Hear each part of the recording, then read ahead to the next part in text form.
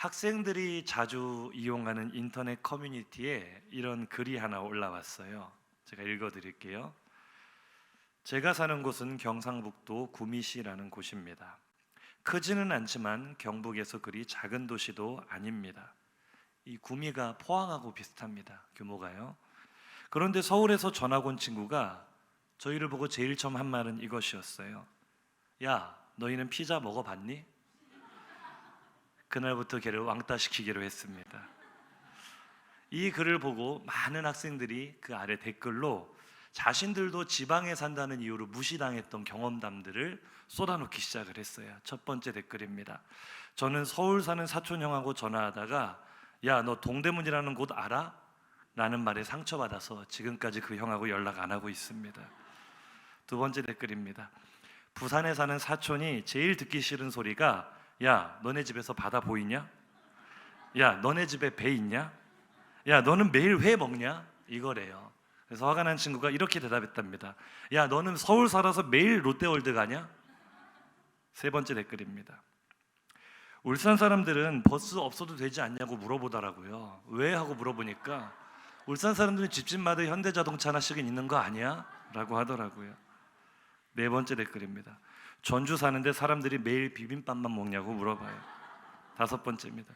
제주도 산다니까 학교 다닐 때 조랑말 타고 다니냐고 하던데요. 여섯 번째입니다. 경주 산다고 하면 사람들이 첫 반응이 거의 불국사 이겁니다. 그런데 제가 기독교인이라고 하니까 더 놀라더라고요. 야, 너 경주 산다면서 왜 불교 아니고 기독교야? 일곱 번째입니다. 안동 삽니다. 상투 틀고 다니냐고 묻던데요. 여덟 번째, 창원 산다고 하면 무조건 신창원에 관한 이야기 한번 나옵니다. 아홉 번째입니다. 강원도 한번 살아보고 이야기하세요. 인터넷 되냐고 물어보고 주변에 집 많이 있냐고 물어보고 주식은 감자나 옥수수인 줄 알고 피부는 엄청 검은 줄 알고 말투는 뭐더래요 이러는 줄 알고 마지막 열 번째, 울릉도 사는 사람이 이 말을 듣고 화가 났어요. 그럼 울릉도 사는 나는 주식이 오징어겠네.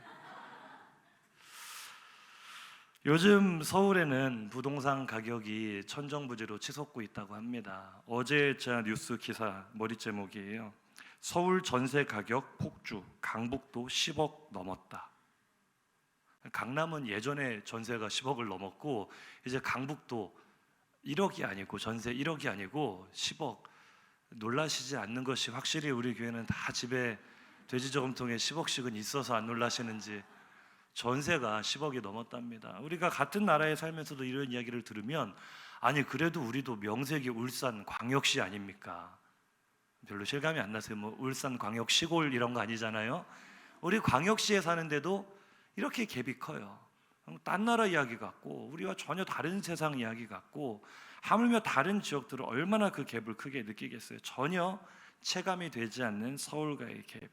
이래저래 우리는 지방에 산다는 이유로 은근히 무시당하고 비하받는 서름이 큰 것 같습니다. 그런데 참 부끄러운 이야기지만 목회자들 세계에서도 이 서울 부심이 대단합니다. 사실은 지방이라고 해서 무시당하는 현상은 목회자들 사이에서 더 두드러지게 나타나는 특성인지도 모르겠어요.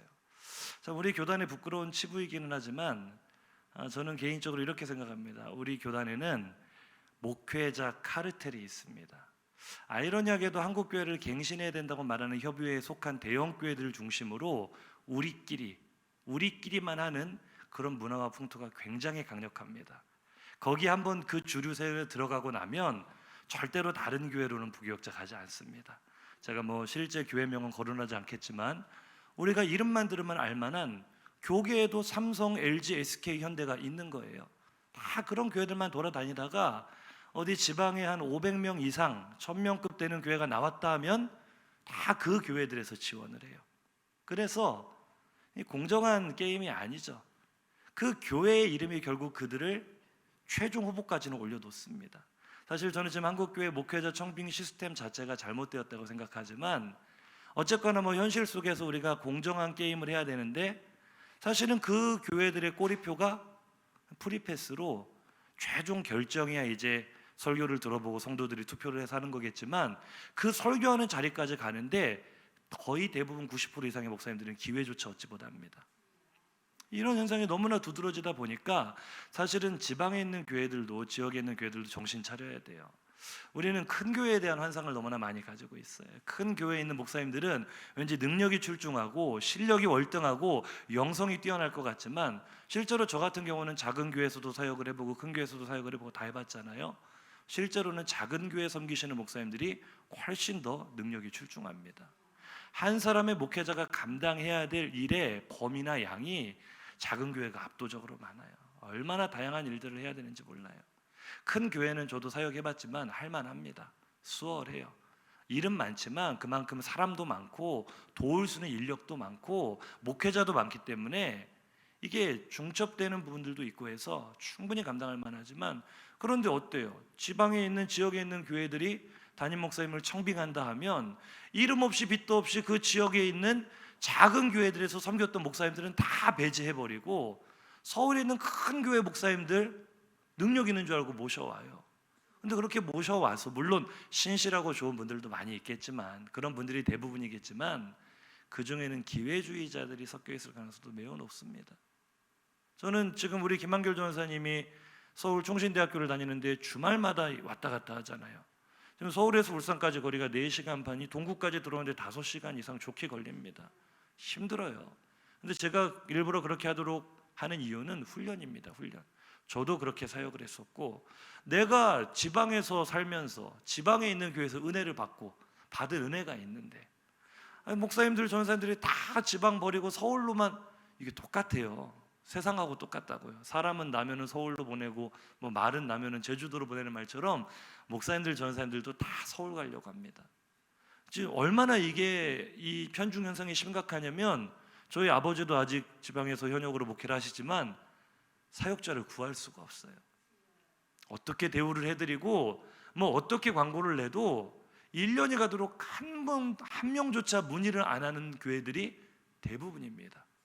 규모가 있는 교회들도 지방에서. 서울에 있는 교회들은 너무나 많이 지원자가 몰려가지고 면접도 몇 차례에 걸쳐서 하고 고릅니다, 사람을. 세상은 그럴지라도 교회는 그러면 안 되잖아요. 근데 교회들도 속고 있는 거예요. 다 지방 버리고 서울로 올라가 살려고 하는데, 지방에서 은혜 받았으면 지방 교회 섬겨라. 저는 이것이 옳다고 생각하고, 우리 섬기는 전사님들 격려해 주시기를 주님의 이름으로 부탁을 드립니다. 그래서 제가 감사합니다. 하나님께 영광의 박수 올려드리겠습니다. 진짜로 심각한 문제예요. 저는 개인적으로 지금 말씀드린 이 부분에 대해서 개인적인 상처가 굉장히 큽니다. 그래서 저는 나중에라도, 훗날 만약에라도 하나님께서 저를 그럴 만한 위치나 그런 연륜이 되게 하신다면 한국교회 앞에 이 문제는 반드시 거론할 겁니다. 정말 심각한 문제가 많습니다. 그런데 이 지방에 산다는 이유로 이제 제 이야기 간증을 잠깐 하려고 그래요. 제가 신대원에 입학하고 원래 처음 사역지가 될 뻔했던 곳은 서울 영등포에 있는 큰 대형 교회였어요.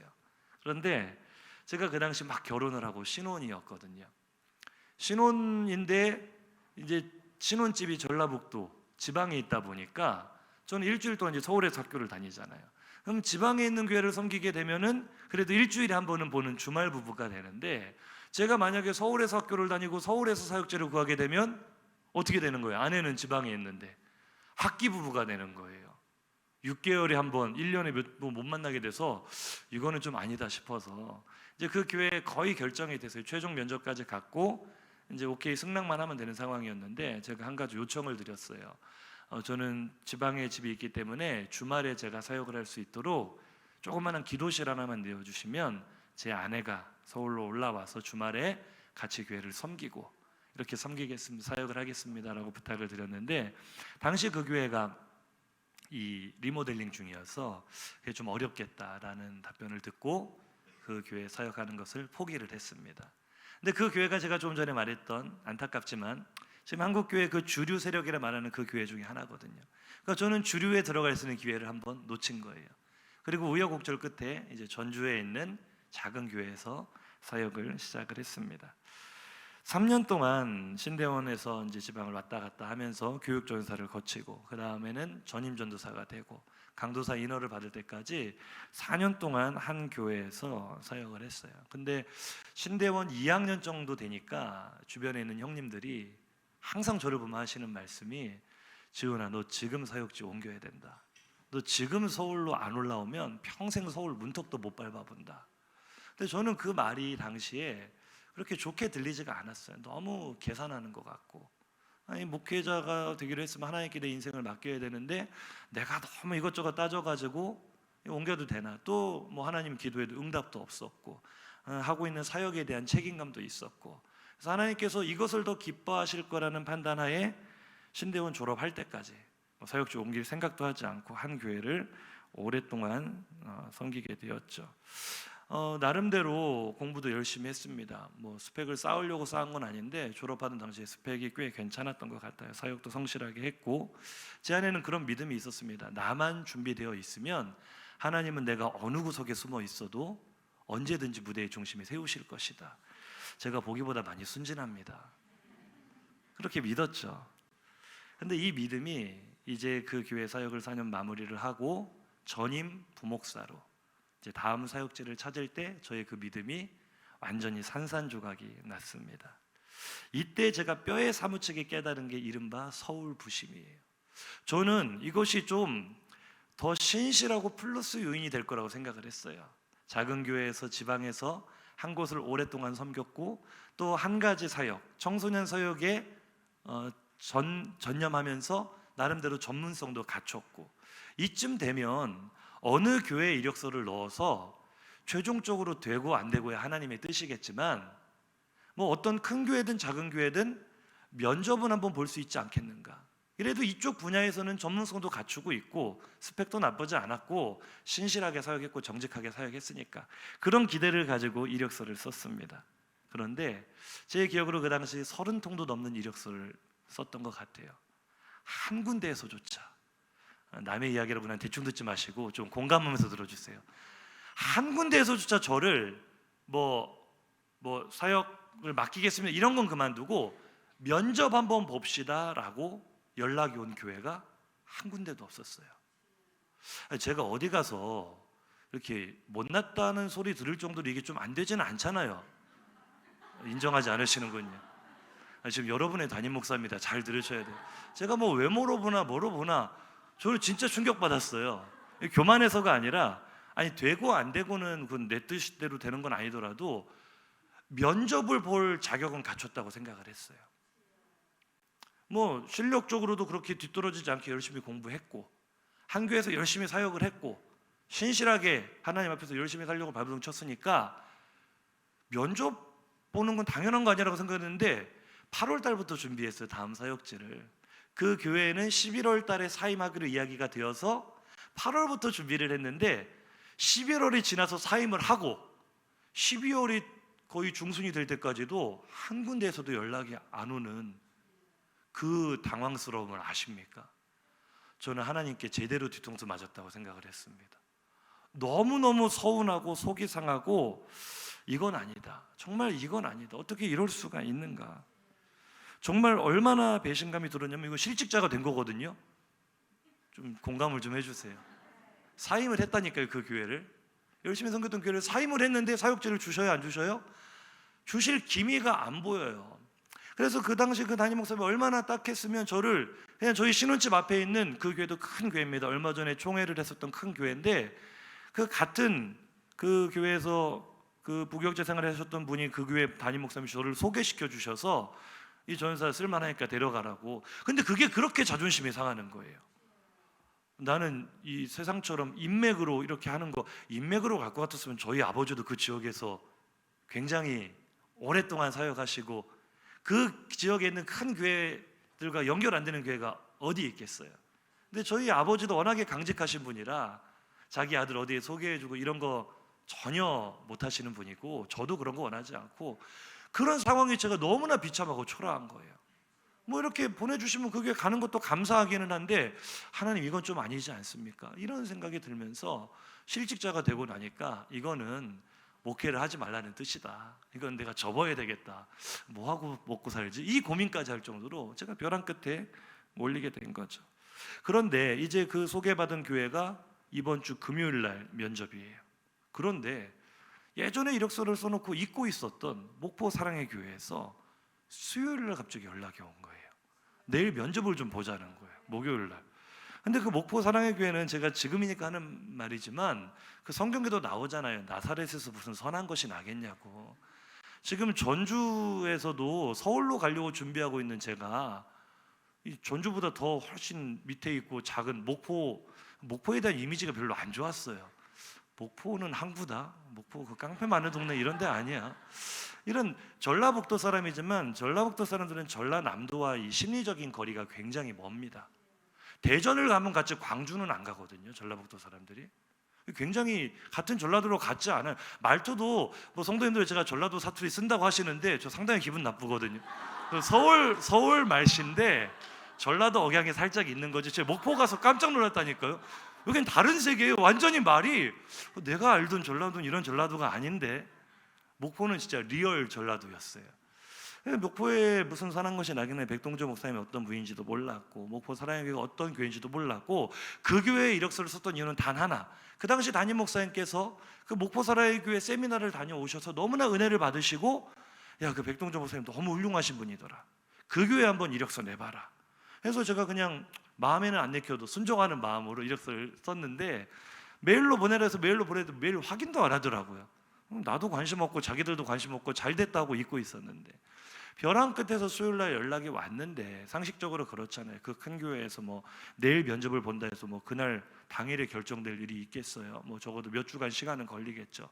지금 뭐 약속된 교회는 금요일날 면접을 보면 바로 뭐 데려가겠다는 그런 식인데 그래서 뭐 그래도 한번 연락이 왔으니까 가서는 보자라고 생각을 하면서 그때 당시 담임 목사님께서 이거 백 목사님 책이니까 한번 읽어봐라라고 주셨던 책을 그 면접 보기 전날 밤에 이제 정독을 한 거예요. 당신의 교회는 행복하십니까? 라는 책이었는데 이 책을 끝까지 다 읽다가 마지막 장에서 제가 눈물이 왈칵 터졌어요. 그 마지막 장에 이제 목사님이 쓰신 백 목사님이 쓰신 에피소드가 이제 결과적으로는 제가 이제 그 교회 갔잖아요. 제가 고등부 사역자로 갔는데 제 전임 고등부 사역자에 대한 이야기였어요. 한 강도사님이 목포 사랑교회에서 사역을 하고 싶다고 지원을 하셔서 오셨대요. 인천에서 오신 분인데 면접을 하는데 이분이 총신대학교 학부 신학과 학부를 나왔고 총신대학교 신학대학원을 나왔는데 그 한 6년이 넘는 시간 동안 인천에 있는 한 작은 개척교회를 계속 섬겼다는 거예요. 그래서 백 목사님께서 물어보셨대요. 아니 강도사님은 왜 다른 사역지는 알아보지 않고 이 작고 어려운 한 교회만 섬기셨습니까? 라고 물어봤더니 이 강도사님이 대답하시기를 제가 만약에 이 교회를 떠나면 다른 사역자를 구하기가 어려울 것 같아서 그랬습니다. 그 말을 듣자마자 백 목사님께서 다른 건 묻지도 따지지도 않고 우리 함께 사역해 봅시다 말씀하셨다는 거예요. 그 에피소드가 그 책 맨 마지막 장에 써 있는데 제가 그걸 보는 순간 제 속에 응어리진 소름이 폭발을 하면서 아, 이분이라면 내가 지방에서만 4년 사역했다고 무시하지 않겠구나, 편견 없이 나를 있는 그대로 봐주시겠구나, 그냥 그 한 가지가 너무나 감사해서 이 목사님이 어떤 분인지 한번 만나 뵙고 싶다라는 마음으로 그 기대 하나 가지고 이제 목포로 간 거예요. 그랬더니 그 면접하는 자리에서 바로 결정하실 일이 또 뭡니까? 하나님의 섭리였죠. 하나님의 계획하심이었죠. 백 목사님을 통해서 그 자리에서 바로 전에는 고등부 사역을 하고 이제 옆에 있던 다른 목사님은 중등부 사역을 하고 그 자리에서 바로 결정이 돼서 바로 다음 주부터 출근하라는 거예요. 너무나 황당한 일이잖아요. 저는 제 삶에 일어났던 정말 잊지 못할 간증 중 하나가 바로 지금 말씀드렸던 이 사건인데 제가 백 목사님을 가장 존경하는 이유 중에 하나도 그겁니다. 다른 교회들, 서울에 있는 그 네노라는 이름 있는 교회들은 제 이력서 보지도 않았어요. 제가 제출한 설교 듣지도 않았어요. 지방에서 4년, 속된 말로 4년을 지방에서 썩었으면 실력 안 봐도 알만하다 제껴버리는 거예요. 이름도 없는 교회에서, 작은 교회에서 철저하게 제가 왜 한국교회 지금 청빙 시스템 담임 목사는 그만두고 부목사 청빙 시스템도 큰 문제가 있다고 생각을 하냐면 철저하게 인맥입니다.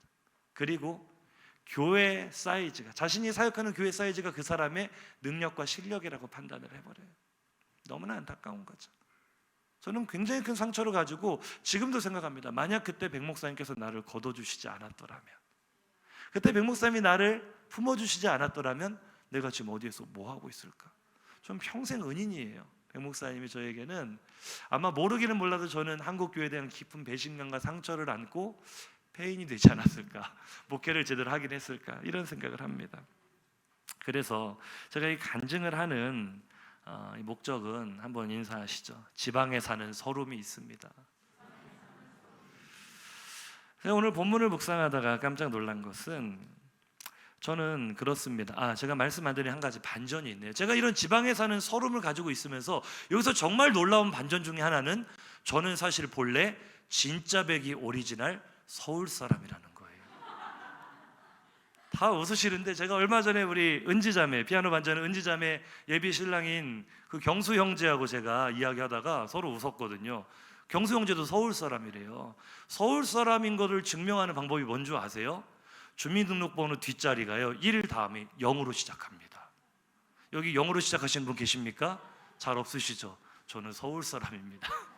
뒤늦게 서울로 상경한 그게 아니고, 진짜 서울에서 태어나고 서울에서 자라지는 못했지만 아주 어린 시절만 보냈지만, 진짜 서울에서 태어난 진짜 백의 서울 사람인데, 아무리 제가 주장한들 누가 믿어주겠습니까? 저는 누가 뭐래도 변방 중에 변방에서 살았던 전라도 사람이고, 지금은 경상도 사람이 되고 있는 중입니다. 저는 한 번도 중심에 서보지 못한 변두리 인생을 살아왔고, 그 서름이 제 안에도 있어요.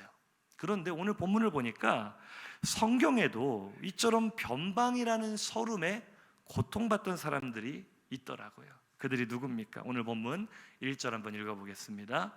전에 고통받던 자들에게는 흑암이 없으리로다. 옛적에는 여호와께서 스불론 땅과 납달리 땅이 멸시를 당하게 하셨더니, 후에는 해변길과 요단 저쪽 이방의 갈릴리를 영화롭게 하셨느니라. 아멘. 스불론 땅과 납달리 땅이 등장을 하네요. 이 스불론과 납달리는 야곱의 12아들 가운데 가장 존재감이 없는 아들들이죠. 뭘 했다는 행적 자체가 성경에 없어요. 그 후손들 또한 지파를 이루었지만, 이 스불론 지파나 납달리 지파는 이 12지파의 진을 편성할 때도 항상 후순위로 따라붙는, 무슨 1+1처럼 따라붙는 이런 덤의 개념이지, 뭔가 중심적인 역할을 했다는 기록이 성경에 거의 나오지 않습니다. 뿐만 아니라 지도 한번 보여주세요. 스불론과 납달리가 어디 위치하고 있습니까? 동그란 원 보이세요? 이스라엘 지도의 가장 북쪽 끝에 위치한 지파가 바로 스불론과 납달리 지파예요. 그러다 보니 바로 옆에 있는 아람이란 나라 보이시죠? 그 위에는 아수르도 있습니다. 끊임없이 외세의 침략을 당하는 1순위가 바로 이 스불론과 납달리 지파였어요. 외적들에게는 침략의 1순위, 먹잇감처럼 이렇게 유린당하고, 그렇다고 하면 동족들은, 같은 이스라엘 사람들은 이 사람들을 불쌍히 여겼느냐? 아니요. 쟤네들은 수시로 이민족에게 침략을 당하면서 은근히 이민족화된 이방인이나 별로 차이가 없다 해서 엄청난 멸시와 천대를 받습니다. 동족들에게도 이방인처럼 취급당하며 이 멸시받고 고통받던 그 사람들, 그들이 바로 스불론과 이 납달리 사람들이었죠. 그래서 이들은 생존하는 것 자체가 전쟁이었어요. 이스라엘의 영토를 갖기 시작한 사사시대로부터 이스라엘 왕국이 멸망하는 약 500년에 이르는 시간 동안 단 하루조차도 바람 잘 날 없었던 곳이 바로 이 스불론과 납달리를 할 수 있겠죠. 그래서 사사시대의 여성 지도자였던 드보라는 이 스불론과 납달리를 이렇게 표현합니다. 사사기 5장 18절입니다. 시작. 스불론은 죽음을 무릅쓰고 목숨을 아끼지 아니한 백성이요, 납달리도 들의 높은 곳에서 그래하도다. 아멘. 그들의 삶의 애환이 느껴지십니까? 그들은 날마다 죽음의 공포와 맞서야 돼요. 수시로 이방 민족들이 쳐들어오니까 날마다 죽음의 공포와 맞서 싸워야 되고, 동족들에게도 환영받지 못하는, 그들은 늘 삶의 한복판이, 매일매일의 삶이 전쟁터와 같았어요. 그래서 오늘 본문은 그들을 흑암에 행하던 백성이다, 사망의 그늘진 땅에 거주하던 자라고 말합니다. 오늘 본문 2절 한번 보시죠. 시작. 흑암에 행하던 백성이 큰 빛을 보고 사망의 그늘진 땅에 거주하던 자에게 빛이 비치도다. 같은 이스라엘 안에 있으면서도 늘 멸시당하고 천대당하고 무시당하는 흑암에 있는 자들, 이 사망의 그늘진 땅에 있는 자들, 바로 스불론과 이 납달리 사람들. 그런데 오랜 세월 동안 단 한 번도 역사의 중심에 서보지 못한 이 변방 중의 변방, 이들을 하나님께서 스불론과 납달리를 오늘 본문에서는 엑스트라가 아니라 주인공의 자리에 세우시며 놀라운 회복과 희망의 메시지를 선포하시는 줄로 믿습니다. 어떤 희망입니까? 본문 4절과 5절 함께 읽습니다. 이는 그들이 무겁게 맨 멍에와 그들의 어깨의 채찍과 그 압제자의 막대기를 주께서 꺾으시되 미디안의 날과 같이 하셨음이니이다. 어지러이 싸우는 군인들의 신과 피 묻은 겉옷이 불의 섬같이 살라지리니. 아멘. 하나님은 흑암과 사망의 그늘진 곳에 거하던 백성에게 자유를 선포하시고 구원을 주시는 분인 줄로 믿습니다. 그들을 억누르고 있던 멍에와 채찍과 막대기를 주께서 꺾어버리시겠다는 거예요. 그들을 압제하는 모든 세력을 불의 섭처럼 소멸시켜버리겠다는 거예요. 누구를 통해 이 위대한 일을 이루신다 하십니까? 우리는 그 정답을 알고 있지만 이사야 시대의 구약 성도들의 시선으로 한번 바라보자고요. 누구를 통해 이런 놀라운 역사가 일어나고 말씀하십니까? 6절입니다. 시작. 이는 한 아기가 우리에게 낳고 한 아들을 우리에게 주신 바 되었는데 그의 어깨에는 정사를 메었고 그의 이름은 기묘자라 모사라 전능하신 하나님이라 영존하신 아버지라 평강의 왕이라 할 것임이니라. 아멘. 하나님께서 이 일을 이루시겠다고 말씀하신 그분은 바로 하나님의 아들 독생자 예수 그리스도인 줄로 믿습니다. 그 어깨에 정사를 메었다는 표현은 이 고대의 근동에서 어깨에 금골이나 열쇠를 메고 있는 것은 바로 통치권을 상징하는 것이었습니다. 그의 어깨에 통치권을 주셨다는 거예요. 그분은 기묘자, 놀라운 일을 행하시는 분입니다. 그분은 모사, 계획을 세우고 성취하는 분이신 줄로 믿습니다. 또한 그분은 완전한 사람으로 이 땅에 오셨지만 또한 완전한 하나님이신 줄로 믿습니다. 그분은 전능하신 하나님이세요. 그분은 영존하시는 아버지입니다. 표현이 좀 이상하지 않습니까? 한 아기가 태어나는데 아기를 향하여 영존하시는 아버지라. 무슨 이야기입니까? 삼위일체론적 관점에서 이분은 하나님 자신이라는 거예요. 하나님 그분께서 우리에게 평강의 왕으로 우리의 구원을 위해 우리의 자유를 위해 이 땅에 오시는 줄로 믿으시기 바랍니다. 그분의 영광은 얼마나 대단합니까? 9장 7절 상반절을 보겠습니다. 시작. 그 정사와 평강의 더함이 무궁하며 또 다윗의 왕자와 그의 나라에 군림하여 그 나라를 굳게 세우고 지금 이후로 영원히 정의와 공의로 그것을 보존하실 것이라. 아멘.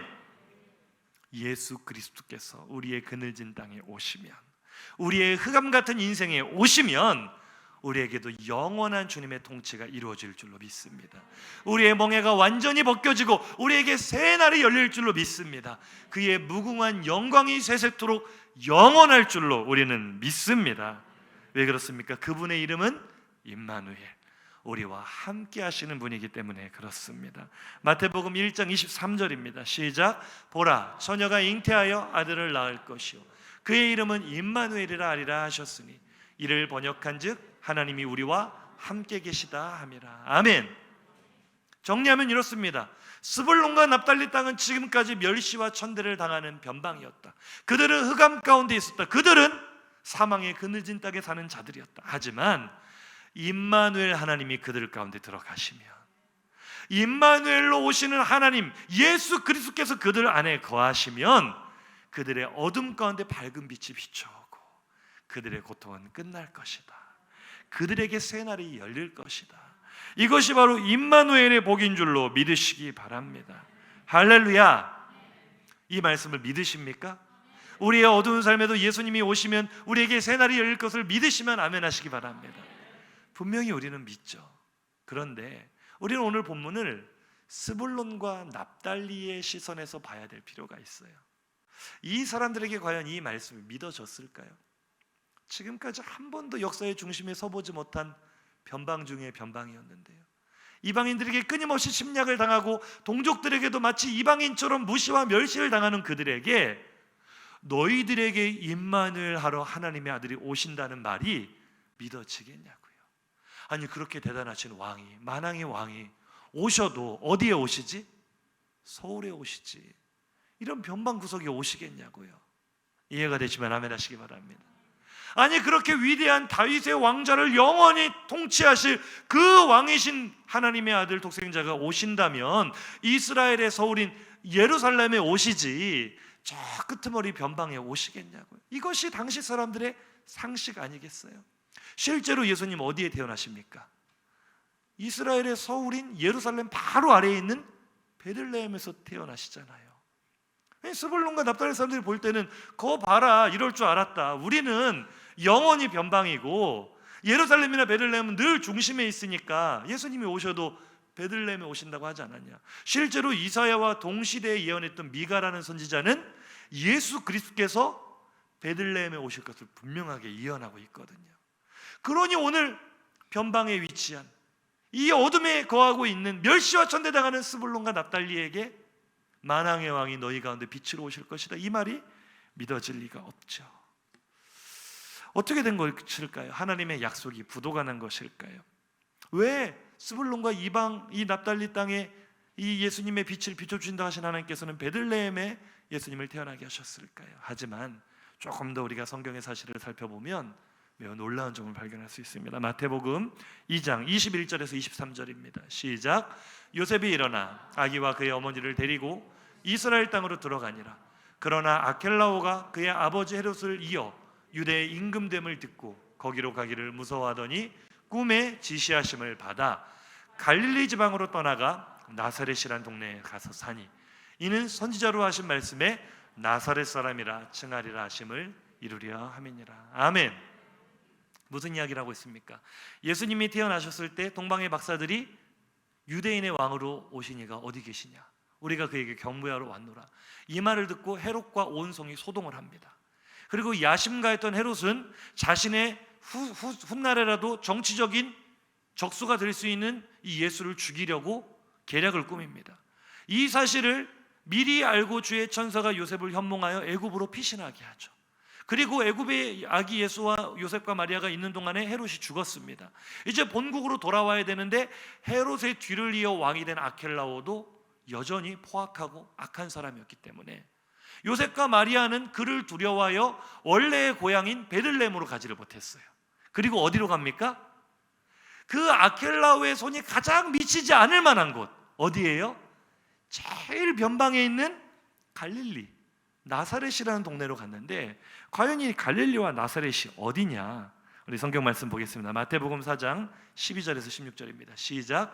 예수께서 요한이 잡히심을 들으시고 갈릴리로 물러가셨다가 나사렛을 떠나 스불론과 납달리 지경 해변에 있는 가버나움에 가서 사시니 이는 선지자 이사야를 통하여 하신 말씀을 이루려 하심이라. 일러스되 스불론 땅과 납달리 땅과 요단강 저편 해변길과 이방의 갈릴리여, 흑암에 앉은 백성이 큰 빛을 보았고 사망의 땅과 그늘에 앉은 자들에게 빛이 비쳤도다 하였느니라. 아멘. 오늘 본문의 말씀을 예수님이 그대로 인용하고 계시죠.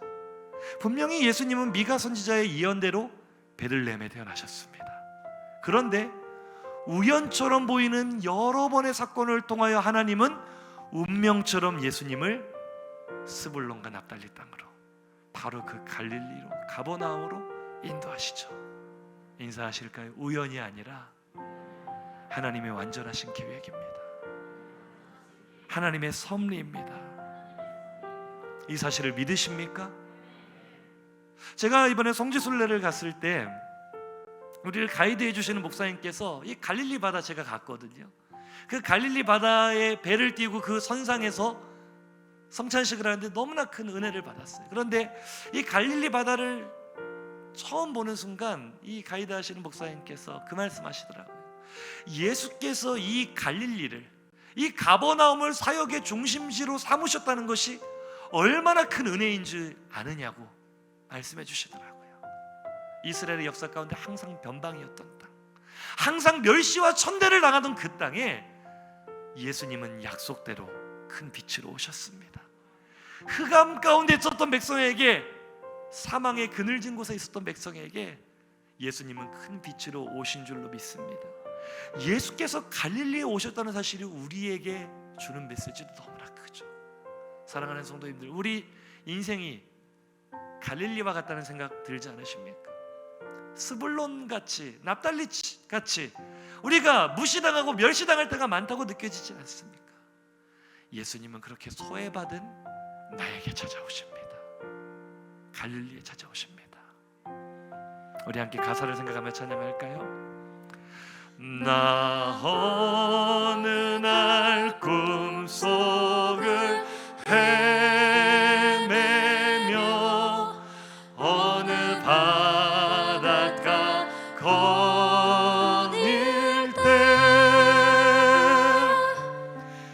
그 갈릴리 오시니 따르는 많은 무리를 보았네.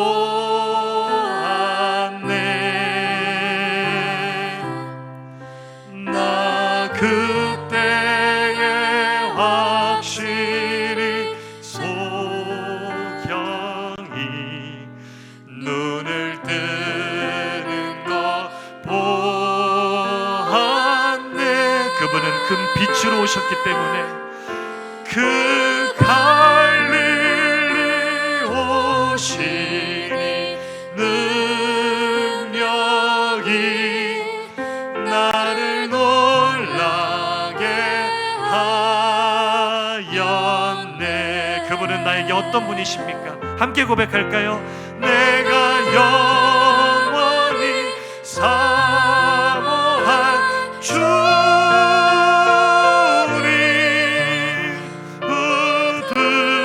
부드러운 그 모습을 오늘 만나시기 바랍니다. 나 배웠고 그 후로부터 내 구주로 섬겨. 왜 예수님께서 갈릴리에 오셨습니까? 4절 찬양하실까요? 이 세상에 살면서 시달린 모든 친구여 나오라. 그 놀라운 은혜를 받아서 마음의 평안을 얻으라. 아멘, 아멘. 나 주께서 명하신 복음을 힘써 전하며 살 동안 그 갈릴리 오시니 내 맘에 항상 계시기 원하네. 정말 원하십니까? 오내 친구여 주 사모하세.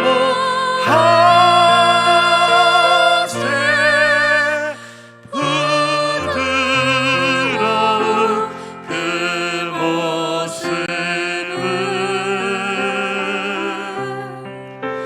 곧 배우고 오늘로부터 내 구주로 섬기세. 할렐루야. 예수님께서는 갈릴리에 오셨습니다. 큰 빛이신 예수님께서는 흑암 가운데 사망의 그늘진 곳에 가던 스불론과 납달리에 가장 큰 빛, 영화로운 빛으로 오신 줄로 믿습니다. 9장 1절을 다시 한번 읽어보시죠. 전에 고통받던 자들에게는 흑암이 없으리로다. 옛적에는 여호와께서 스불론 땅과 납달리 땅에 멸시를 당하게 하셨더니 후에는 해변길과 요단 저쪽 이방의 갈릴리를 영화롭게 하셨느니라. 아멘. 우리도 그렇게 될 줄로 믿으시면 아멘 하시기 바랍니다. 전에 멸시를 당했던 인생이라면, 변두리 인생이라면 주께서 우리를 영화롭게 하실 것도 믿으시기 바랍니다. 아멘. 얼마나 큰 은혜입니까? 그런데 여기서 한 가지 의문이 있어요. 그럼 왜 전에는 멸시를 당하게 하셨을까? 우리는 꼭 그렇게 생각합니다. 차라리 고난 없이 평탄하게 하셨으면 더 좋지 않았을까? 왜 멸시를 받게 하시고 천대를 받게 하시고 변두리 인생으로 고통당하게 하신 후에 영광의 빛을 비춰주실까? 처음부터 고통이 없었다면 더 좋았을 텐데. 그런데요, 아랍 속담에 이런 말이 있습니다. 날마다 햇빛만 비치는 땅은 사막이 된다. 우리는 날마다 평탄하게 햇빛만 비치는 인생을 바라는데 사실 그러면 메마른 인생이 됩니다. 진짜 아름다운 거목은 결코 온실 속에서 자라지 않습니다. 비바람이요, 폭풍이요, 눈보라가 너무나 고통스럽고 아프지만 그것을 맞으면서 견뎌낸 나무가 아름다운 거목이 되는 줄로 믿습니다. 한번 인사하시죠. 하나님은 고난을 통해 우리를 복된 인생으로 만들어 가십니다. 아멘이십니까? 시편 기자가 이걸 깨달았어요. 시편 119편 71절입니다. 시작. 고난당한 것이 내게 유익이라. 이로 말미암아 내가 주의 율례들을 배우게 되었나이다. 아멘. 할렐루야. 성경의 인물들을 봐도 그렇잖아요. 다윗의 인생이 어땠습니까? 매일매일이 고난의 연속이었어요. 왕이 자기를 죽인다고 군사를 이끌고 쫓아다닙니다. 근 10년을 그렇게 쫓아다니는데 하루하루 아침에 눈을 뜨는 것이 얼마나 고통스럽고 무서웠겠어요. 근데 다윗에게 찾아온 그 고난은 다윗을 가장 위대한 왕으로 세우시는 하나님의 연단의 과정이었던 것을 우리는 믿습니다. 다윗과 상반되는 인물을 보세요. 사울 한번 보세요. 솔로몬 한번 보세요. 사울이나 솔로몬은 고난과 연단의 과정 없이 영광스러운 왕좌에 올랐던 인물들인데 그들의 마지막이 얼마나 초라하고 비참했는지 우리는 잘 알고 있지 않습니까? 지나오는 과정 중에는 다윗이 훨씬 불쌍하고 불행해 보이지만 사실 하나님은 그 고난을 통하여 다윗을 복받을 인생으로 빚어가시고 계셨던 것이에요. 믿으시면 아멘 하시기 바랍니다. 한나는 어때요? 얼마나 오랫동안 고통스럽게 부르짖었습니까? 아들 하나 달라고 기도하면서. 이건 아들 하나 주시고 안 주시고가 문제가 아니라 한나가 느끼기에 자기는 버림받은 여자예요. 자기는 저주받은 여자예요. 하나님이 나에게 이러실 수는 없어요. 내가 하나님을 얼마나 사랑하고 얼마나 신실하게 섬겼는데 나를 가장 저주받은 여인처럼, 나를 가장 부정한 여인처럼 이런 고통 속에 너무나 오랫동안 놔두신 하나님이 이해되지 않았겠죠. 그 고통이 너무나 힘들었겠죠. 멸시와 천대를 당하는 그 흑암이 너무나 괴로웠겠죠. 그런데 하나님은 왜 한나에게 그런 멸시와 천대를 당하게 하셨습니까? 하나님께서 지금 그녀에게 주시고자 하는 응답의 사이즈가 그녀가 구하는 것보다 훨씬 더 크기 때문에. 아멘이십니까? 한나의 시선은 너무나 좁아요. 나에게 아들 하나 주세요, 아들 하나 주세요. 그런데 하나님은 그녀에게 그냥 아들 하나를 주시는 것이 아니라 하나님의 나라, 하나님의 백성을 살릴 지도자를 주시기를 원하시는 거예요. 지금 한나의 고통의 과정은 하나님의 어마어마한 복을 담는 그릇을 만드는 과정이었던 것이죠. 사랑하는 우리 성도님들도 지금 그 과정 중에 있는 줄로 믿습니다.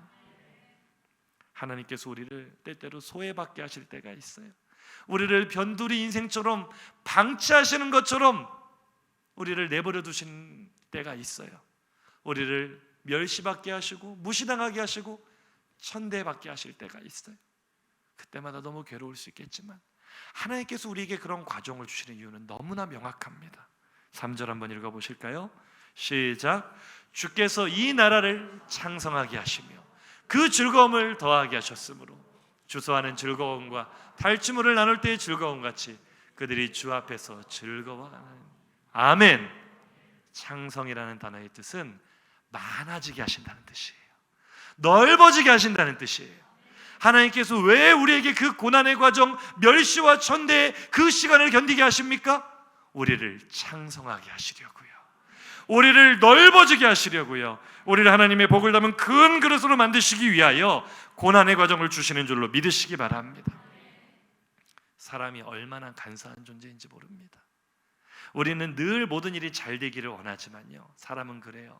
모든 일이 잘 풀리고 승승장구하게 되면요, 세상의 모든 스포트라이트가 나를 중심으로 비추게 되면은요, 우리는 절대 그 빛 가운데서는 참 빛이신 예수 그리스도를 발견하지 못합니다. 너무 내 인생이 화려하기 때문에, 너무 내 인생이 승승장구하기 때문에 하나님 의지하지 않아요.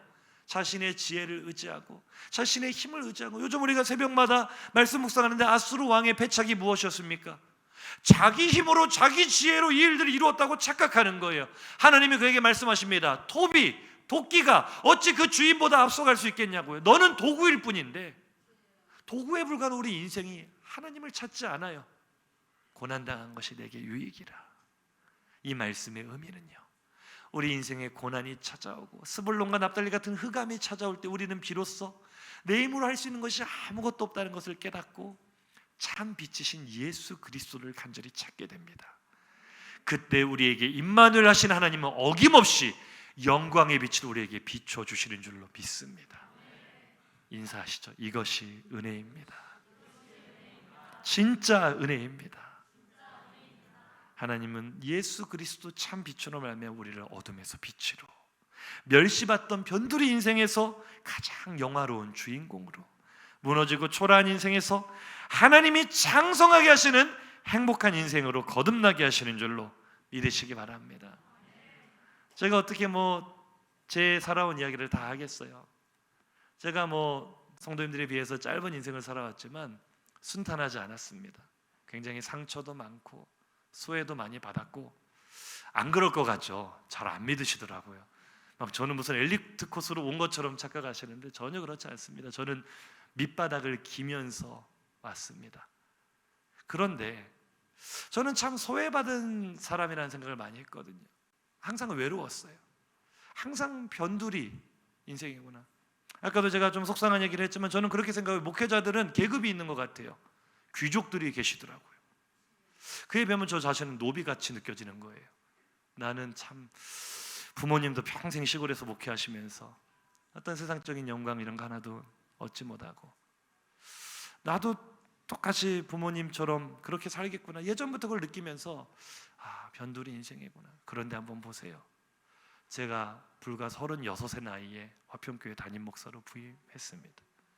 목사 안수 받은 지 5년도 채 되지 않았어요.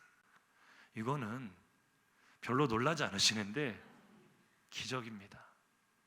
저는 잘 모르는데 제가 지금 총신일반대학원 석사과정 논문학기라 학교는 안 가고 논문만 쓰고 있거든요.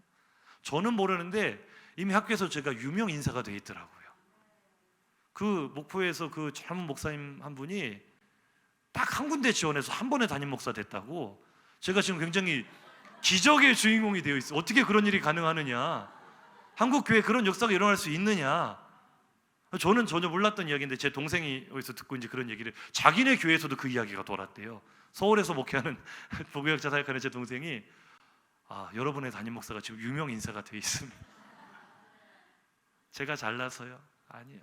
저는 변두리 인생, 철저하게 버림받고 소외받은 인생이었는데 오늘 말씀대로 영광의 빛이 어두운 인생 가운데 비춰오니 상상치도 못할 놀라운 반전이 일어나는 거 누가 예상할 수 있겠습니까?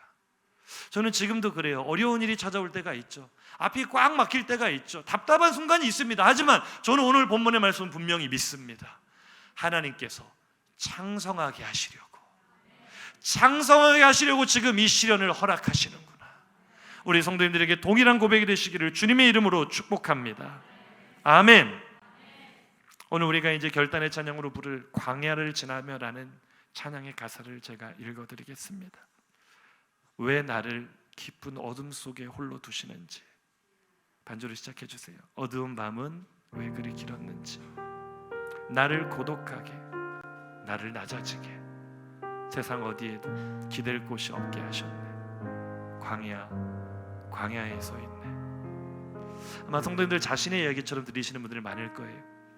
주님만 내 도움이 되시고, 주님만 내 빛이 되시는, 주님만 내 친구 되시는 광야, 주님 손 놓고는 단 하루도 살 수 없는 곳 광야.